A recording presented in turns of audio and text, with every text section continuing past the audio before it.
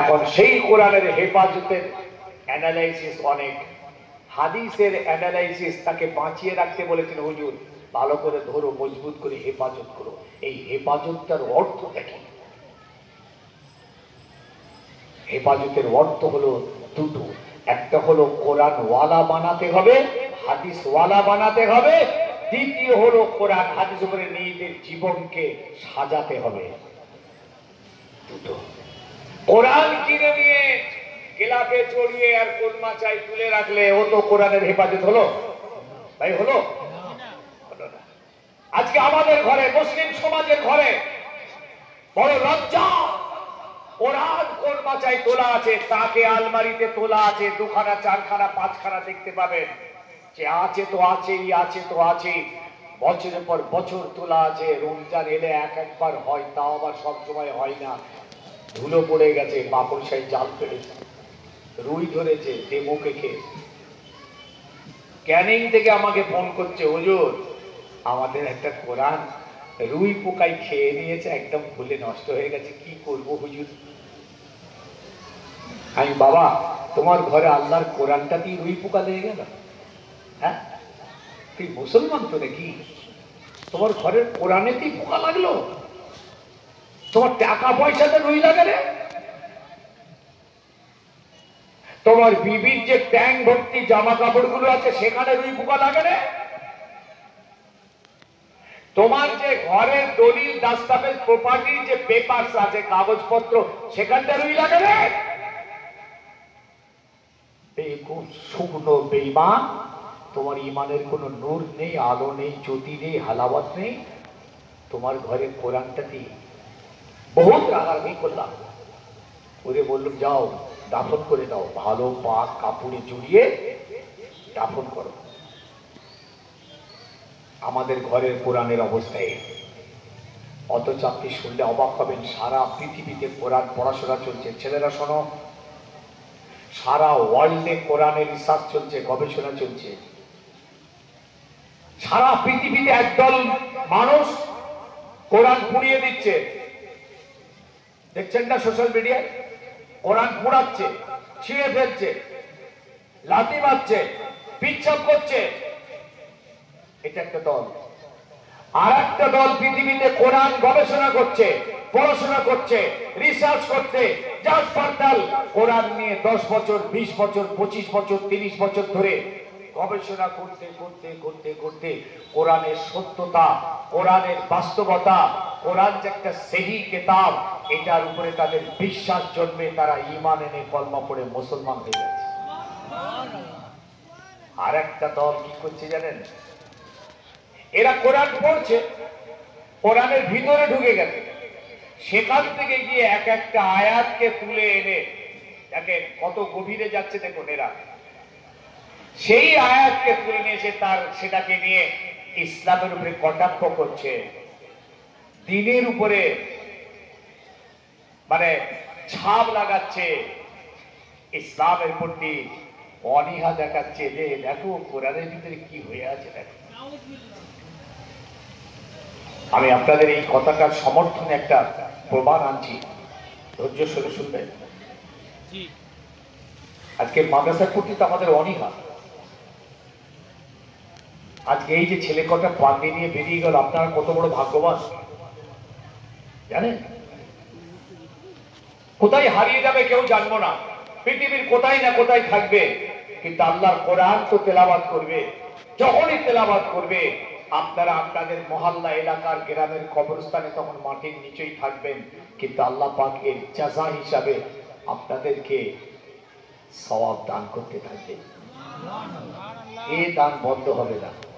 এলেম কখনো শেষ হয় না, এলেম কখনো ফুরিয়ে যায় না, এলেম কখনো নষ্ট হয় না। এলেম দান করতে হয়, আর এলেম বাড়তে থাকে। টাকা ধ্বংস হয়ে যায়, টাকা আল্লাহ কেড়ে নেন, এলেম কিন্তু কাড়েন না। এই কথা শুনছেন? রাসূলুল্লাহর হাদিস, আল্লাহ নবী বলেছেন আল্লাহ এলেম দান করে। এই যে একটা হাফেজ, ওটা কি ওর ওস্তাদের ক্যাপাসিটি, না তার বাপের ক্যাপাসিটি, না তার মায়ের ক্যাপাসিটি? বাপ মা চরিত্রবান, বাপ মা আবিদা জাহেদা, বাপ মা দিনদার পরহেজগার, আল্লাহ নিয়ামত, আল্লাহ তার ভিতরে ওই এলেমটা দান করে দিয়েছেন। 30 পারা কোরআন আল্লাহ তার সিনাতে প্রায় বাস করে দিয়েছেন, মজবুত করে দিয়েছেন। বলুন সুবহানাল্লাহ। 8 বছর প্লাস, ধরো 9 ধরছি, আর একটা ছেলে, সেও 8, দুটো বাচ্চা। উঠে দাঁড়া, হাজার হাজার লোক দাঁড়া, দেখো তোমরা দেখো। বুখারী শরীফের হাদিস এসেছে, আল্লাহ নবী বলছেন আল্লাহ এলেম দান করেন, কিন্তু সেই এলেম আল্লাহ কেড়ে নেয় না।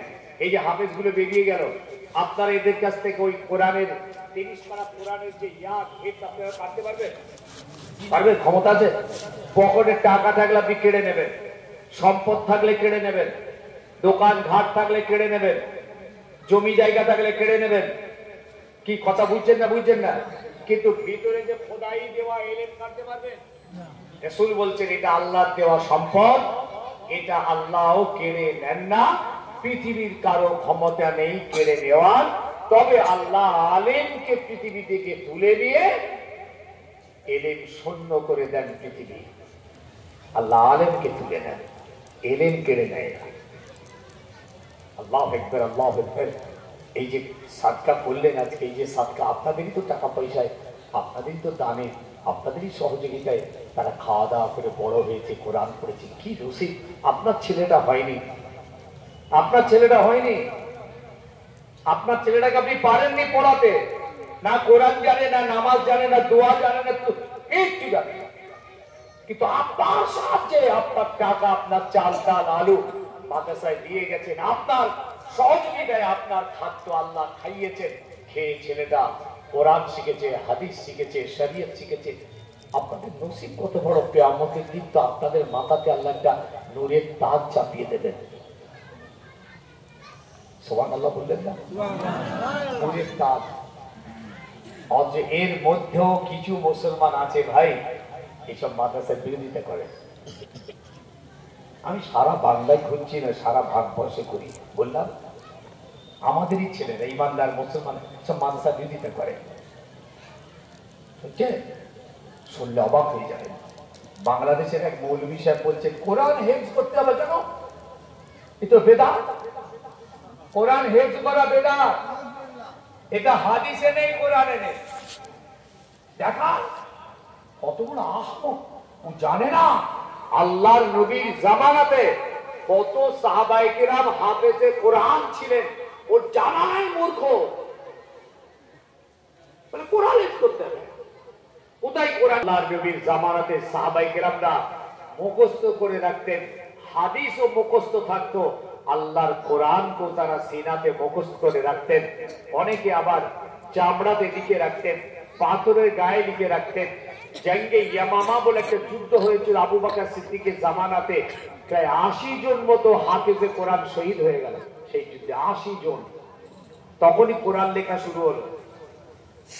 এই কোরআন, এই যে কিতাব আকারে, এই তখন ছিল নাকি? রাসূলের জামানায় ছিল না। আবু বকর সিদ্দিকের জামানাতে যখন এই 80 জন সাহাবী শহীদ হয়ে গেলেন, দৌড়ে সবাই এসে বললেন হুজুর কি হবে? কোরআনগুলো সব চলে গেল, কি হবে? সব হাফেজগুলো তাদের সেনাতে সব তাজা ছিল, রাখা ছিল, সব তো চলে গেল, এখন কি হবে? আপনি তাড়াতাড়ি কোরআনগুলোকে সব এক জায়গায় করুন।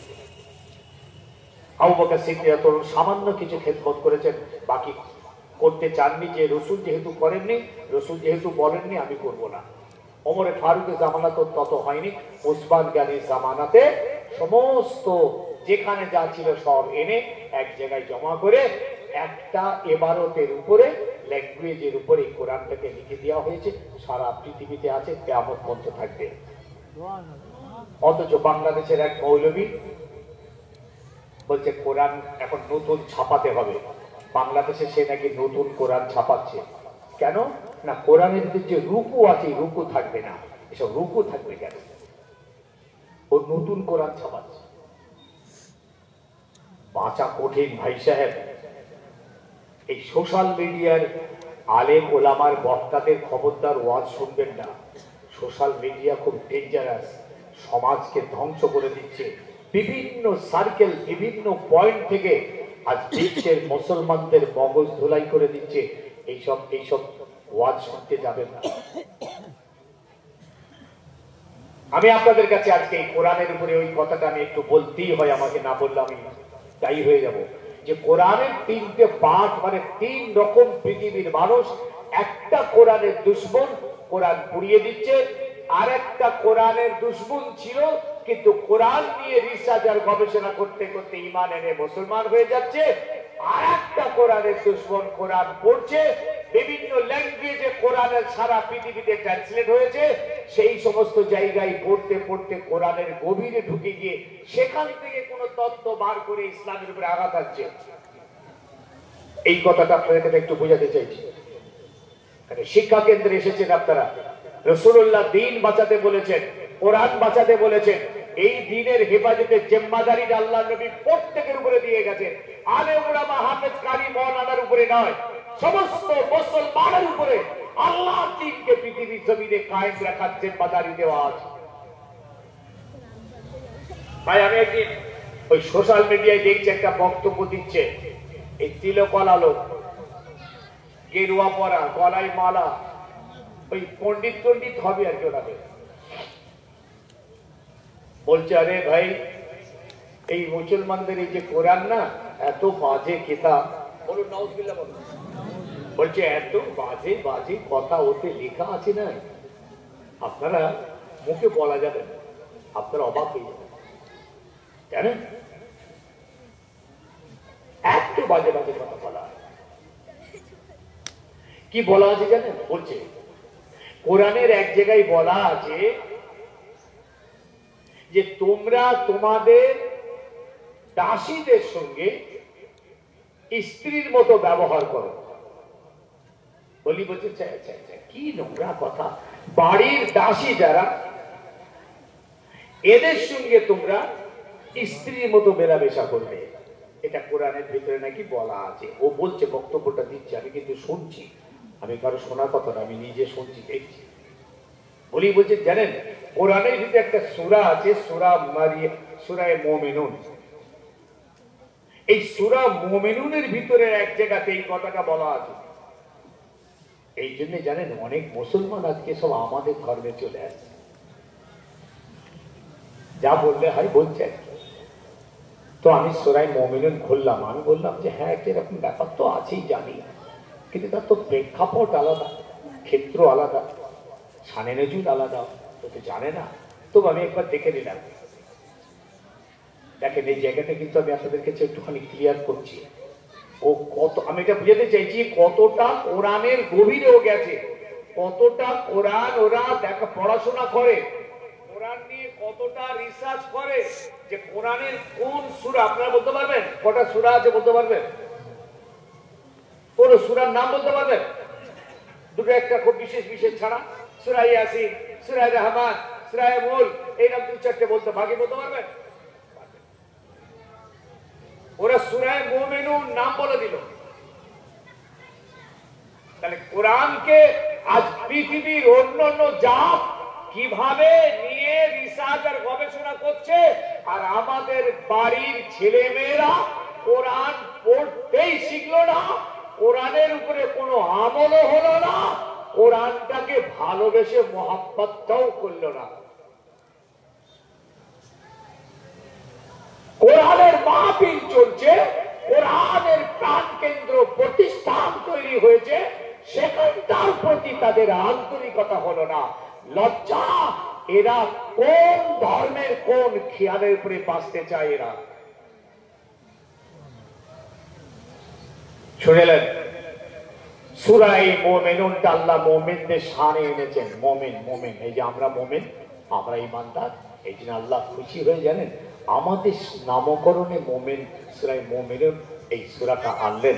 এই সূরার ভিতরে পরপর কয়েকটা আয়াত এসেছে, যে আয়াতগুলোর দ্বারাই আল্লাহ মুমিনদের শান শওকত বলতে চাইছেন, যে আমার এই সমস্ত মুমিনদের ভিতরে এই এই এই গুণ যদি থাকে, চরিত্রগুলো যদি এই এই ধরনের হয়, আমি আল্লাহ আমার ওই মুমিনগুলোকে আমার রহমতের জান্নাতের মালিক বানিয়ে দেব।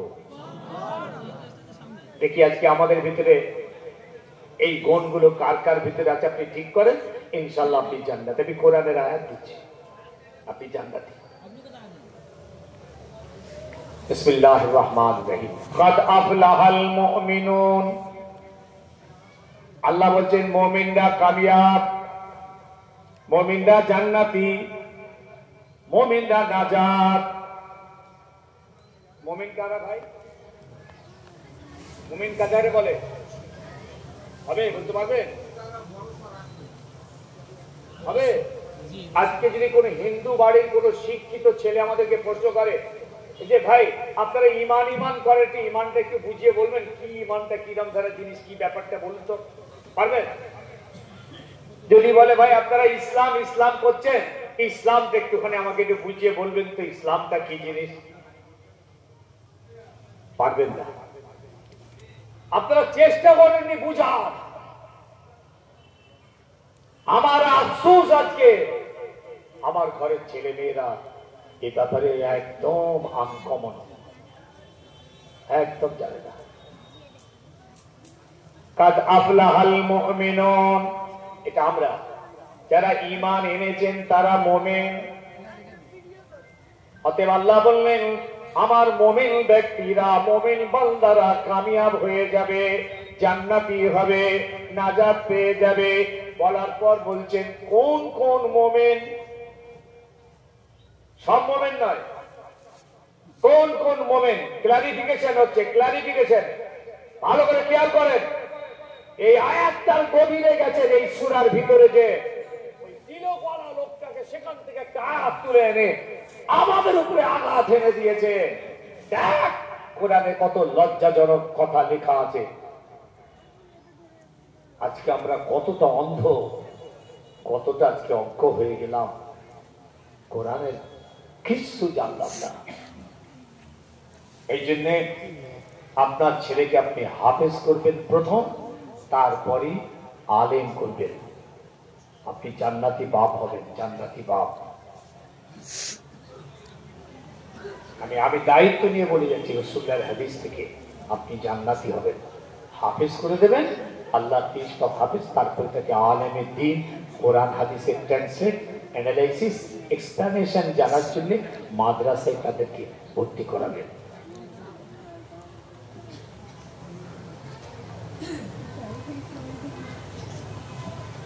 আল্লাযীনা হুম ফী সালাতিহিম খাশিউন। এক নম্বর, ওই মুমিনটা কামিয়াব হয়ে যাবে, নাজাত পেয়ে যাবে যে মুমিনটা নামাজি হবে এবং তার নামাজটা খুশুর সঙ্গে, অনুনয় বিনয়ের সঙ্গে, আজিজের কেসারির সঙ্গে নামাজ আদায় করবে। এই মুমিনটা জান্নাতি হয়ে যাবে। সবাই মিলে হলো না? মোহাব্বতে হবে না? 2, ওয়াল্লাযীনা হুম আনিল লাগবি মুরিদুন। ওই মুমিনটা, যে মুমিন ওয়াসার জায়গা থেকে নিজেকে দূরে সরিয়ে রাখবে। ওয়াসার লঘু জায়গা থেকে, যেমন ধরুন তাস খেলছেন, বেকার, না দুনিয়ার লাভ না আখিরাতের লাভ। আচ্ছা ভাই তাস খেলে দুনিয়ার লাভ আছে? না। আছে কি? না। আচ্ছা আখিরাতে? না। তাহলে বেকার। দেখেছেন? আচ্ছা চায়ের দোকানে বসে বসে চা খেয়েছেন, একটা খেয়েছেন পয়সা দিয়ে, তারপরে বসে বসে গীবত, গিল্লা, পরচর্চা, পরনিন্দা, গালি গালাজ, এতে কোনো দুনিয়ার লাভ হচ্ছে? না। আচ্ছা আখিরাতে? না। এইটা কোরআন বলছে লহু, অসার জায়গা। যে মুমিন ঈমানদার এইরকম জায়গা থেকে নিজেকে দূরে সরিয়ে রাখবে, আমি আল্লাহ তাদের সামনে ঘোষণা দিচ্ছি, এদেরকে আমি জান্নাতুল ফিরদাউসের মালিক বানিয়ে দেব। সুবহানাল্লাহ! চিৎকার করে বলেন সুবহানাল্লাহ। 3, ওয়াল্লাযীনা হুম লিয-যাকাতি ফাইলুন। যে মুমিনটা তার যাকাতটাকে হিসাব করে দেবে। সবার উপর তো যাকাত নয়, যাদের উপরে যাকাত, বড় লোক, এই পয়সাওয়ালা মালদার সাহেবে নিসাব মুমিনদের ভিতরে যে মুমিন তার যাকাতটা কম্পিউটারে হিসাব করে ক্যালকুলেটরে হিসাব করে, খাতা কলমে হিসাব করে পাই টু পাই আদায় দেবে। আমি আল্লাহ ঘোষণা দিলাম ওই মুমিনটা জান্নাতি হয়ে যাবে। কটা হলো? গুলিয়ে ফেলছেন এখনই? গেটের বাইরে পর্যন্ত আর যাবে? তিনটে হলো, চার।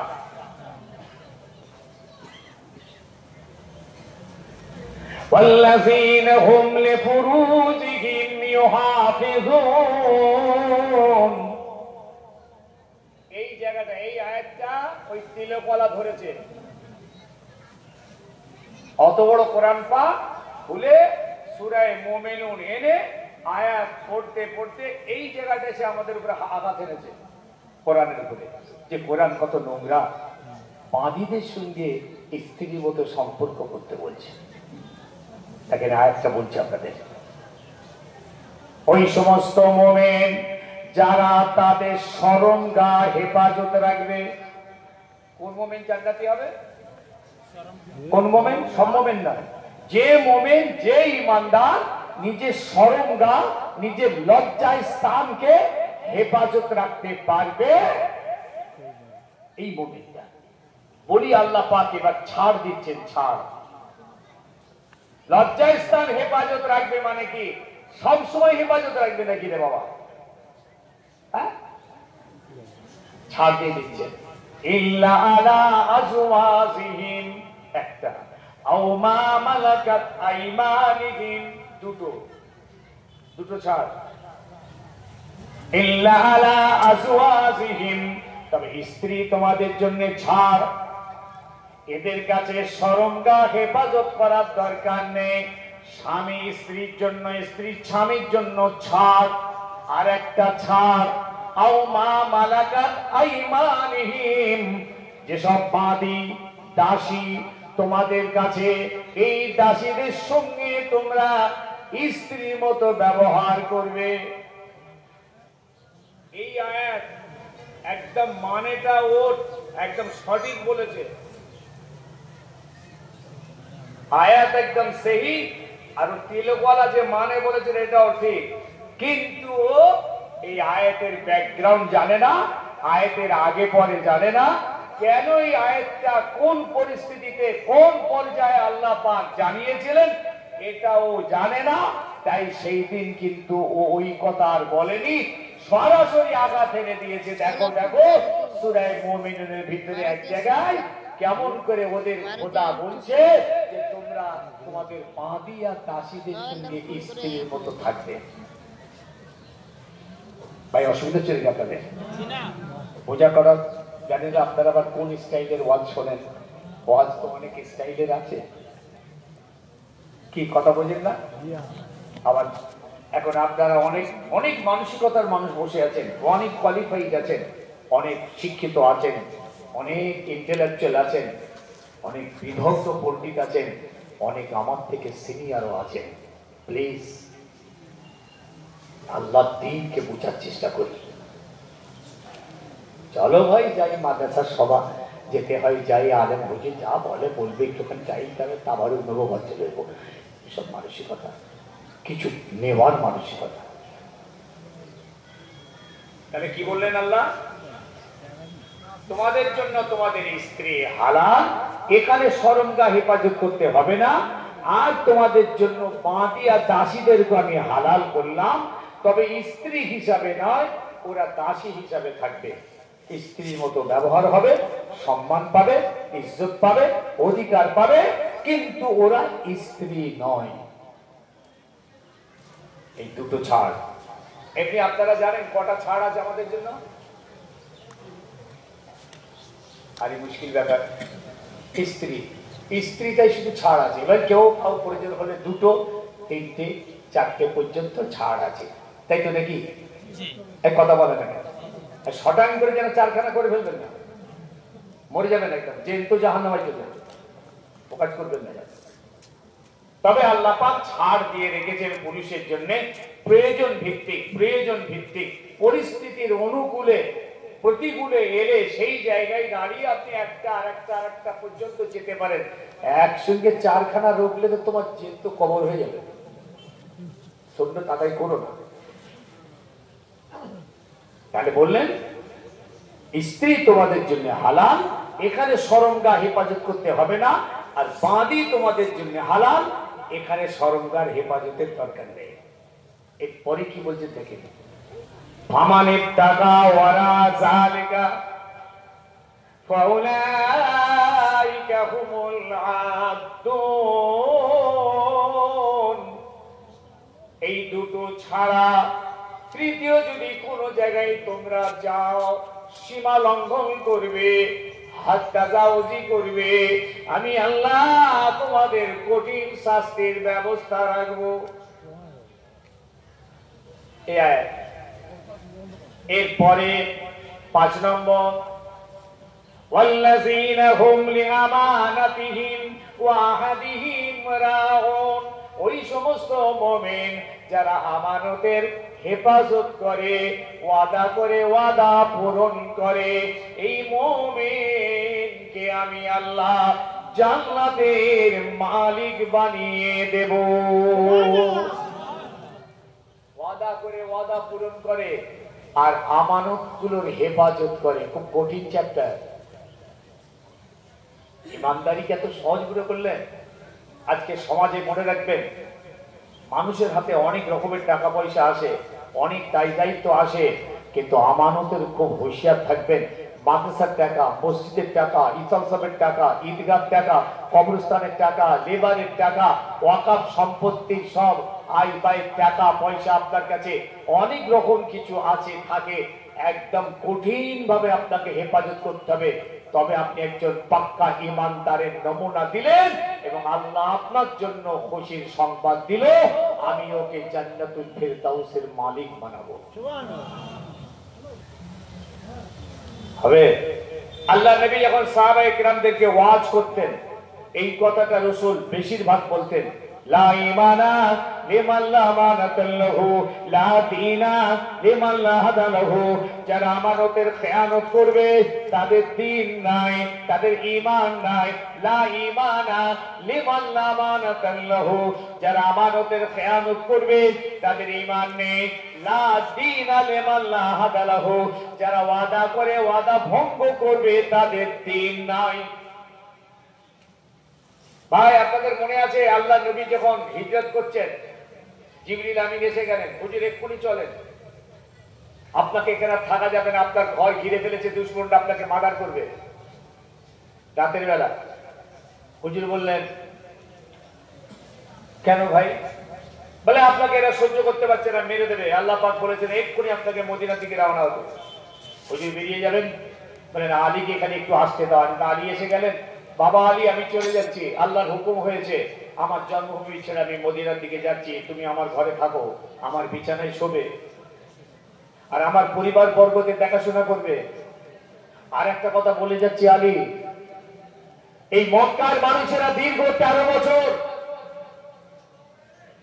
আমি এদেরকে দিনের দাওয়াত দিলাম, এরা আমার কথা দিল না, আমার আল্লাহকে মানলো না, আমাকেও মানলো না, নবী বলে মানলো না, আমার আল্লাহকে আল্লাহ বলে মানলো না, ঈমান আনলো না। তবে এরা আমাকে আমিন বলে মানতো, বিশ্বাসী বলে মানতো, সত্যবাদী বলে মানতো, আমানতদার বলে মানতো। এই জন্য এরা কিছু টাকা পয়সা জিনিসপত্র আমার কাছে আমানত রেখেছে। বাবা আলী, এই আমানত গুলো বুঝে নাও, আগামীকাল সকালে অমুক অমুক অমুক ব্যক্তিকে এই আমানত গুলো পৌঁছে দেবে। আলী, কোনো ভুল যেন না হয়, কিয়ামতের দিন আমি আল্লাহর কাছে পাকড়াও হয়ে যাব। আমার নবী ভয় খাচ্ছেন আর আপনি সোপাটে খেয়ে যাচ্ছেন। হ্যাঁ, একদম সোপাটে। মসজিদের চারটা মাদ্রাস খারাপ লাগছে নাকি? অসুবিধা হচ্ছে? কিয়ামতের মাঠে এরা যখন উঠবে, হাদিস পাকের চেয়ে পেটটা এত বড়, মাথাটা একটুখানি, কোমরটা ছিঁড়ে, পেটটা জ্বালা জ্বালা, বড় ডাবা। কিয়ামতের লোক বলি কি উঠছে এরা? এরা কারা? আল্লাহ বলে সব হারামখোর। এরা এর মেরে, ওর মেরে, তার মেরে, একদম আমানতের টাকা মেরে খেয়ে আমার টাকা পর্যন্ত খেয়েছে মসজিদে। মসজিদে টাকা পয়সা কার? কার? আমাদের। সেইটাও আমার মনে করে সব থেকে বেশি বাংলার বেশিরভাগ মসজিদের মুতাল্লি নামাজ তো পড়ে না, দাড়ি তো নেই, এরা খাতা কলম বগলে করে এনে মুতাল্লি সেজেছে, এক ওয়াক্ত নামাজ পড়ে না, খোদার ঘরে ঢোকে না। তাদের কাছে সবকিছু জমি জায়গা পুকুর আহার ডোবা সব প্রপার্টি সম্পত্তি সব লয় ভাগ করে দিচ্ছে খেয়ে। এরা ইসলামের দুশ্মন। মসজিদ বাঁচাতে গেল, মসজিদকে ভালোবাসলো না, মসজিদের ঘরে ঢুকলো না, আল্লাহকে শ্রদ্ধা করলো না। মসজিদের আমার আল্লাহর সম্পদ চুরি করে খাচ্ছ, দুনিয়ার মানুষের খেতে খেতে আবার আল্লাহর খাওয়া শুরু করেছ। হ্যাঁ,